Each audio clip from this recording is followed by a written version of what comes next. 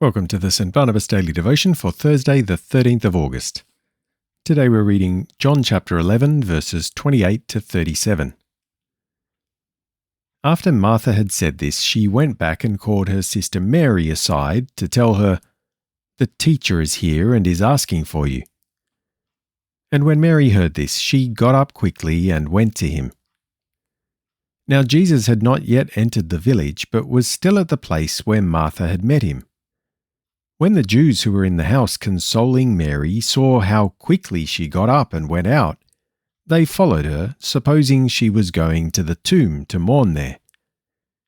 When Mary came to Jesus and saw him, she fell at his feet and said, "Lord, if you had been here, my brother would not have died." When Jesus saw her weeping, and the Jews who had come with her also weeping, he was deeply moved in spirit and troubled. "Where have you put him?" he asked. "Come and see, Lord," they answered. Jesus wept. Then the Jews said, "See how he loved him." But some of them asked, "Could not this man who opened the eyes of the blind also have kept Lazarus from dying?" Today's reflections are by Mercy Saw, who's part of our Fairfield morning congregation. How do you respond when things don't work out the way you want? Some of us tend to react with anger.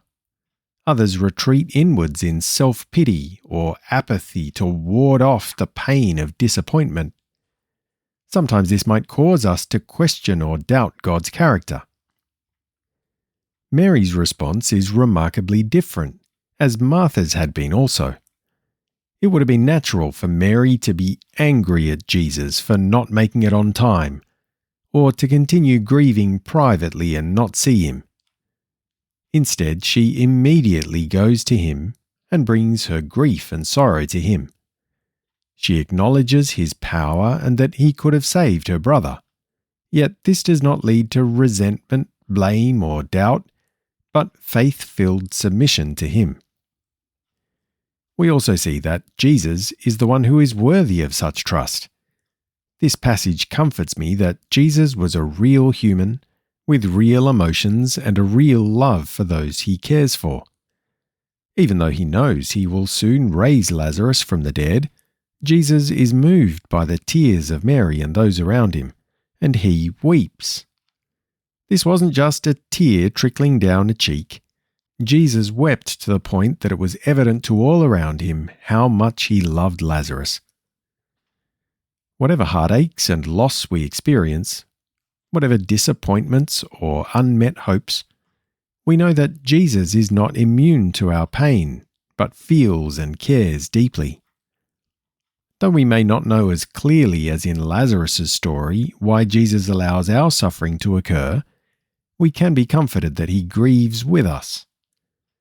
More than this, we have a greater hope because Jesus experienced the ultimate suffering on our behalf by dying on the cross to deal with the source of all our suffering, and he rose to bring about a new creation where there will be no more tears or mourning or pain.